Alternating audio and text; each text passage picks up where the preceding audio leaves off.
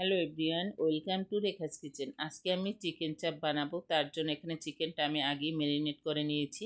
এখানে আমি আদা বাটা, রসুন বাটা, গোলমরিচের গুঁড়া, সয়া সস, কর্নফ্লাওয়ার, লবণ দিয়ে ভালো করে ম্যারিনেট করে নিয়েছি প্রায় 20 মিনিট আগে। এখন আমি এগুলোকে ভেজে নিব। ভাজার জন্য চুলায় একটি প্যান বসিয়ে দিয়েছি তেল। তেল গরম হয়ে গেলে এখন আমি এই চিকেনগুলোকে এক এক করে দিয়ে দিব।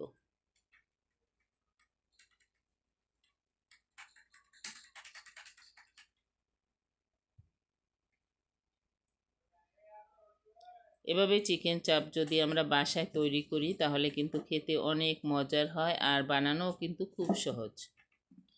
দেওয়া হয়ে গিয়েছে, দেখতেই পাচ্ছেন। এখন আমি সুন্দর করে এই চিকেনটাকে ভেজে নিব। এক পাশ হয়ে গেলে অন্য পাশটা উল্টিয়ে দিতে হবে।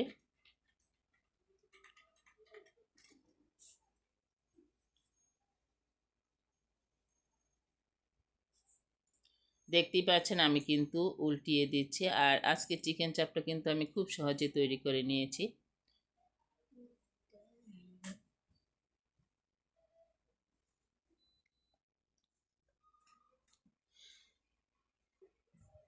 দেখতেই পাচ্ছেন আমার কিন্তু ভেজে নেওয়া হয়ে গিয়েছে। এখন আমি এই চিকেনগুলো উঠিয়ে নেব। আমি উঠিয়ে নিয়েছি। এখন একই তেলের ভিতরে আমি প্রথমে দিয়ে দিলাম গাজর। আপনারা আপনাদের পছন্দ মতো সবজি দিতে পারেন। আমি এখানে গাজর দিয়েছি, কিউব করে কেটে নিয়েছি। প্রায় 2 মিনিটের মতো এই গাজরটাকে ভেজে তারপর আমি এর ভিতরে দিয়ে দিব পেঁয়াজ কুচি। গাজরটা একটু শক্ত, তাই আমি প্রথমে দিয়েছি। আর চুলার আঁচ হাই হিটে রেখে এই কাজটি করতে হবে। দেখতেই পাচ্ছেন আমি কিন্তু পেঁয়াজ দিয়েছি।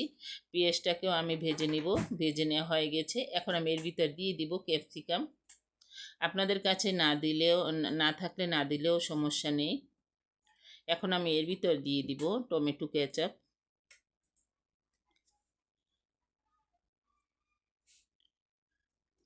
এখন ভালো করে নেড়েচেড়ে এর ভিতর আমি দিয়ে দিব ভেজে রাখা চিকেন।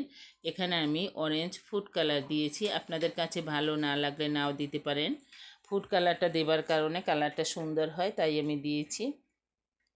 কিছুক্ষণ ভেজে আমি চিকেনটা দিয়ে দিব। আর দিয়ে দিব কাঁচামরিচ কুচি। জাল যদি একটু বেশি খান, জালের পরিমাণটা বাড়িয়ে দিবেন। আমি আমার পছন্দ মতো দিয়েছি। এভাবে নেড়েচেড়ে যে পাত্রের ভিতরে আমি চিকেনটা ম্যারিনেট করে রেখেছিলাম, সেই পাত্রটা ধুয়ে আমি একটু পানি দিয়েছিলাম। দেখতেই পাচ্ছেন চিকেন চাপ কিন্তু আমার পুরোপুরি রেডি হয়ে গিয়েছে। এখন আমি উঠিয়ে পরিবেশন করে নিব। আশা করছি আজকের এই চিকেন চাপ রেসিপিটি আপনাদের কাছে অনেক ভালো লেগেছে। ধন্যবাদ।